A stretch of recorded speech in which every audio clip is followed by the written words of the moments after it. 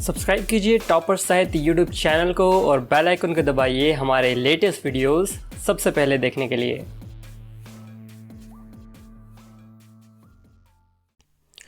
नमस्कार दोस्तों, मैं प्रदीप भारद्वाज टॉपर साहित्य चैनल पर आप सभी का स्वागत करता हूं। जय हिंदी जय भारत। नोटबुक और पेन साथ में रखें। और दूसरा, अगर हिंदी साहित्य और व्याकरण की तैयारी आप घर बैठे करना चाहते हैं तो इस चैनल से आप जुड़ सकते हैं। आज की जो सीरीज रहेगी वो रहेगी हमारी 37, और इससे पहले की सीरीज देखने के लिए आप प्लेलिस्ट में विजिट कर सकते हैं। तो आपका टाइम वेस्ट ना करते हुए चलते हैं अपने पहले क्वेश्चन की ओर। पहला क्वेश्चन आपके सामने आ चुका है। हिंदी साहित्य के इतिहास लेखन का सर्वप्रथम प्रयास किस भाषा में किया गया? तो पहला क्वेश्चन आपके सामने है, हिंदी साहित्य के इतिहास लेखन का सर्वप्रथम प्रयास किस भाषा में किया गया? Option number A German, B French, या ऑप्शन नंबर 2 कहेंगे आप, ऑप्शन नंबर 3 अंग्रेजी, और ऑप्शन नंबर 4 संस्कृत। तो आपका आंसर क्या होगा? बिल्कुल सिंपल सा क्वेश्चन है, लेकिन कई बार एग्जाम में उठते हैं इस तरह के क्वेश्चन। तो देखिए, अब राइट आंसर को चेक कर लेते हैं। जिसका भी है ऑप्शन नंबर 2 या फिर बी कहेंगे, वो क्या है सही। देखिए, फ्रेंच या फ्रांसीसी भी मिल सकता है, तो बिल्कुल आपको कंफ्यूज नहीं होना है। तो फ्रेंच और फ्रांसीसी क्या है? दोनों एक को ही कहा जाता है। तो फ्रेंच की जगह फ्रांसीसी भी मिल सकता है। ओके, अब चलते हैं अगले क्वेश्चन की ओर। अगला क्वेश्चन आपके सामने आ चुका है। देखिए, इधर इंपॉर्टेंट क्वेश्चन है। शुक्ल ने अपना इतिहास ग्रंथ किस पद्धति पर लिखा? देखिए यहां पर भाई, वैज्ञानिक, ऑप्शन नंबर बी विधेयवादी, या ऑप्शन नंबर सी वर्णानुक्रम, या अगला ऑप्शन है समाज शास्त्रीय। तो देखिए, इंपॉर्टेंट क्वेश्चन है और हर एग्जाम में इस तरह के क्वेश्चन उठाए जा रहे हैं। तो क्वेश्चंस को आप हल्का ना समझें, तो अपनी प्रैक्टिस बार बार करते रहें। तो राइट आंसर को टैली कर लेते हैं, देखते हैं किसका सही मिलता है। जिसका भी ऑप्शन नंबर 2 मींस बी, वो क्या है सही, विधेयवादी। विधेयवादी पद्धति में क्या होते हैं? 3 तरह के तत्व होते हैं, और इसका प्रवर्तक किसको माना जाता है? देखिए, हिंदी साहित्य की बात करें तो आचार्य रामचंद्र शुक्ल जी का नाम आता है। लेकिन अगर हम बात करें विधेयवादी पद्धति के जन्मदाता तेन, यह आपको बिल्कुल याद रखना पड़ेगा। इसमें 3 तत्व होते हैं, जाति, वातावरण और क्षण। यह इंपॉर्टेंट है, यह भी क्वेश्चन कई बार उठा है। ठीक है, अब चलते हैं अगले क्वेश्चन की ओर। अगला क्वेश्चन आपके सामने आ चुका है। देखिए इधर, देखिए यहां पर 2019 में लिखा गया हिंदी साहित्य का समग्र इतिहास ग्रंथ किसका? मोस्ट इंपोर्टेंट क्वेश्चन, और ये एग्जाम में उठ सकता है। 2019 की बात करें हम, किसकी? 2019। तो ये किसने लिखा? पहला ऑप्शन आपके सामने है राम किशोर वर्मा, दूसरा है राम किशोर शर्मा, तीसरा है किशोर वर्मा, और लास्ट ऑप्शन है किशोर शर्मा। तो देखिए, यहां पर थोड़ा सा दिमाग आपका घूम गया होगा, और राइट आंसर एक बार देखते हैं। और ये क्वेश्चन मैं कई बार करा चुका हूं, और अपने राइट आंसर को एक बार टैली कर लें। जिसका भी ऑप्शन नंबर बी, वो क्या है सही, राम किशोर शर्मा। 2019 में इन्होंने लिखा हिंदी साहित्य का समग्र इतिहास। मोस्ट इंपोर्टेंट क्वेश्चन है। ओके, इसे लिख लें। अब चलते हैं अगले क्वेश्चन की ओर। अगला क्वेश्चन आपके सामने आ चुका है। देखिए, 2015 में लिखा गया हिंदी साहित्य का इतिहास ग्रंथ किसने लिखा? Option number A Bhagirath Mishra, option number 2 Ramkishore Sharma, option number तीसरा है हेमंत कुकरेती, और चौथा है विश्वनाथ त्रिपाठी। देखते हैं किसका आंसर सही मिलता है। और ये क्वेश्चन भी मैं कई बार करा चुका हूं, तो राइट आंसर एक बार चेक कर लेंगे। देखिए किसका सही और किसका गलत। तो जिसका भी ऑप्शन नंबर तीसरा हेमंत कुकरेती, बिल्कुल याद रखेंगे आप। ओके, 2015 में इन्होंने लिखा हिंदी साहित्य का इतिहास। 2015, 2019 अभी किया था रामकिशोर शर्मा, हिंदी साहित्य का समग्र इतिहास। अब हम बात करें भगीरथ मिश्र। तो देखिए, अगर इनके ग्रंथ की हम बात करें तो 2010 में इन्होंने लिखा, क्या लिखा ध्यान से सुनिए, हिंदी साहित्य का परिचयात्मक इतिहास। तो देखिए, परिचयात्मक इतिहास है, ये तो हिंदी साहित्य का इतिहास है, लेकिन अगर आ गया परिचयात्मक तो क्या होगा हमारा आंसर? तो हमारा आंसर होगा भगीरथ मिश्र। ठीक है, परिचयात्मक इतिहास अगर आता है। ठीक है, ओके। हिंदी साहित्य का परिचयात्मक इतिहास 2010 भगीरथ मिसर। फिर हम बात करें रामकिशोर शर्मा 2019, अभी अभी हमने किया था, ये भी याद रखेंगे, हिंदी साहित्य का समग्र इतिहास 2019। हेमंत कुकरेती यहां पर आपको बता ही दिया गया है, 2015 में लिखा हिंदी साहित्य का इतिहास। अब हम बात करें विश्वनाथ त्रिपाठी की, तो हिंदी साहित्य का सरल इतिहास लिखा था विश्वनाथ त्रिपाठी ने।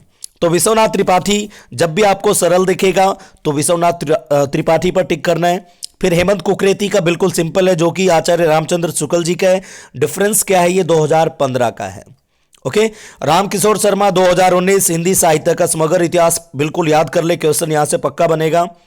और भगीरथ मिसर की बात करें तो इन्होंने क्या किया था, हिंदी साहित्य का परिचयात्मक इतिहास 2010, याद कर लें और लिख लें। अब चलते हैं अगले क्वेश्चन की ओर, साथ के साथ लिखते जरूर रहें, टाइम पास ना करें। अगला क्वेश्चन आपके सामने है, संसार में यदि कोई सर्वांग पूर्ण अक्षर है तो वे तो देवनागरी के हैं। कथन किसका है, ग्रियर्सन, मैक्स मुलर, पिटमैन या आचार्य विनोबा।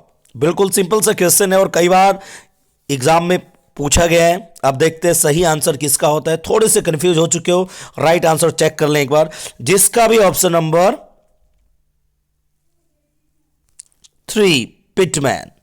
अब देखिए ये क्या थे, इंग्लिश शॉर्ट हैंड के जन्मदाता थे और इनका पूरा नाम भी पूछ लिया जा सकता है, sir Isaac Pitman. English short hand के क्या थे, ये जन्मदाता, या शॉर्ट या शॉर्ट हैंड, इसे लिख लें, ये भी पूछा जा सकता है। और पूरा नाम क्या था, sir Isaac Pitman. Okay.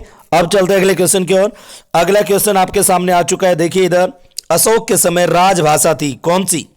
Option number ए, या बी, या ऑप्शन नंबर तीसरा, ए बी की आदत है कोई नहीं, और या फिर ऑप्शन नंबर 4, उपयुक्त दोनों। तो देखते हैं राइट आंसर किसका होता है।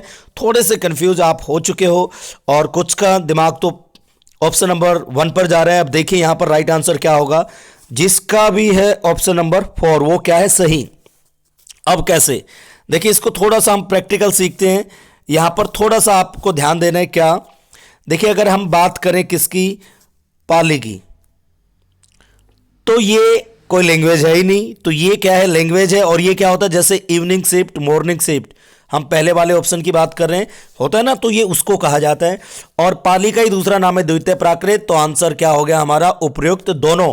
तो याद रखें, प्रथम प्राकृत किसको कहा जाता है, द्वितीय प्राकृत किसको कहा जाता है। अब यहां पर थोड़ा सा ध्यान दें, इसका आंसर क्या होगा। मैंने भी गड़बड़ कर दी बात करते करते, एग्जाम में आपसे ऐसी गड़बड़ हो सकती है। तो जिसका भी ऑप्शन नंबर 2, वो क्या होगा, सही। क्योंकि देखिए प्राकृत को द्वितीय प्राकृत कहा जाता है और पाली को क्या कहा जाता है, प्रथम प्राकृत कहा जाता है। जैसे मेरे से गड़बड़ होगी, आपसे भी हो सकती है। ओके, तो आपसे ऐसी गड़बड़ नहीं होनी चाहिए। तो आंसर क्या होगा, ऑप्शन नंबर 2। अब चलते हैं अगले क्वेश्चन की ओर। अगला क्वेश्चन आपके सामने है, संविधान के 92वें संशोधन अधिनियम द्वारा कितनी भाषाओं को भारतीय भाषाओं में सम्मिलित किया गया, 1, 3, 4, 5। ये भी ट्रिक के साथ मैं आप लोगों को करा चुका हूं और देखते हैं किसका आंसर सही होता है। इंपॉर्टेंट क्वेश्चन और यहां से क्वेश्चन बनता ही बनता है। तो देखिए जिसका भी ऑप्शन नंबर कौन सा, फटाफट बोलिए, जिसका भी ऑप्शन नंबर तीसरा, वो क्या है, सही।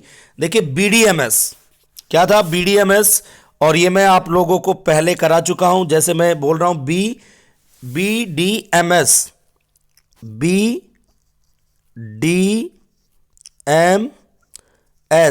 बोडो, डोगरी, मैथिली, संथाली, इसको भी आप याद रखेंगे, इंपॉर्टेंट है। तो इन 4 को जोड़ा गया था 2003 में, या फिर एक कोर्स का नाम होता है BDMS, तो इसे आप याद रखेंगे। ओके, अब चलते हैं अगले क्वेश्चन की ओर। ठीक है, अब देखिए यहां पर आप देखेंगे हिंदी किस भाषा का शब्द है। यहां पर आप देखिए भाई, संस्कृत, फारसी, अरबी या उर्दू। तो राइट आंसर क्या होगा, फटाफट बताइए। और ये भी क्वेश्चन कई बार एग्जाम में उठा है और देखते हैं इसका सही आंसर कौन देता है। देखिए यहां पर ध्यान से देखिए, अब थोड़े से कंफ्यूज फिर से हो चुके हो, लेकिन राइट आंसर टैली कर लें। जिसका भी ऑप्शन नंबर दूसरा, फारसी, वो क्या है, सही। तो हिंदी फारसी भाषा का शब्द है। हम हिंदी शब्द की बात कर रहे हैं यहां पर, ध्यान से देखिए आप। ओके, और किस भाषा का है, ओके, इसे ध्यान से रखिए। दिमाग में रखिए और लिख लीजिए। अब चलते हैं अगले क्वेश्चन की ओर। अगला क्वेश्चन आपके सामने है और उम्दा क्वेश्चन है, जबरदस्त क्वेश्चन है। देखिए इधर, यहां पर आप देखेंगे सिरोरेखा का प्रयोग न करने का सुझाव किसने दिया था। अब सबसे पहले तो देखिए सिरोरेखा क्या है। अब जैसे यहां पर लिखा मैंने XYZ, यहां पर लिखा मैंने राम लिखा, ठीक है। क्या लिखा, देखिए ध्यान से, मैंने लिखा राम और मैंने इसके ऊपर ये जो लाइन खींचते हैं इसको क्या कहते हैं, इसको सिरोरेखा कहा जाता है, इसे याद रखें। तो ये प्रयोग ना करने का सुझाव किसने दिया था। ऑप्शन नंबर पहला काका कालेलकर, दूसरा गांधी, तीसरा ओम प्रकाश राज, वैसे अराज होगा, मिसप्रिंट हो गया मेरे से, या श्रीनिवास। इसको सही कर लेना। तो इसका सही आंसर अब फटाफट देखते हैं कौन पहले देता है सबसे। तो यहां पर अब अपने आंसर को मैच कर लें। तो जिसका भी ऑप्शन नंबर तीसरा वो क्या है, सही। अब यहां पर ध्यान दीजिए, काका कालेलकर ने क्या किया था, 12 खड़ी का सुझाव दिया था। गांधी जी, एग्जाम में पूछ लिया जाएगा गांधी को कैसे लिखते हैं, बिल्कुल चंद्र बिंदु नहीं आएगा, ऐसे ही लिखा जाएगा जैसे लिखा हुआ है। ओम प्रकाश आराज ने कहा था सिरोरेखा हटाने से स्पीड बढ़ जाएगी, गति बढ़ जाएगी, इसे भी याद रखें। दूसरा श्रीनिवास ने क्या कहा था, इन्होंने भी एक खास बात कही थी, महाप्राण को हटा दो और अल्प प्राण के नीचे ही क्या लगा दो, एक चिन्ह लगा दो, जिससे भाई वर्णों की संख्या कम हो जाएगी, ऐसा उन्होंने कहा था। यह भी एग्जाम में पूछ लिया जा सकता है। और गांधी की अगर बात करें, हरिजन सेवक संघ, वीर सावरकर बंधु, काका कालेलकर, इन्होंने क्या किया था, 12 खड़ी का सुझाव दिया था। वीर सावरकर बंधुओं ने उनका निर्माण किया 12 खड़ी का, और हरिजन सेवक संघ में पहली बार प्रयुक्त की गई थी 12 खड़ी, ये भी याद रखेंगे। ओके, अब चलते हैं अगले क्वेश्चन की ओर। अगला क्वेश्चन आपके सामने आ चुका, देखिए, मुद्रण के लिए देवनागरी टाइप सबसे पहले कहां बने, Asia, Europe, Africa, Nalanda. Important question है और थोड़ा सा दिमाग में रखें और देखते हैं ये आंसर किसका सही होता है।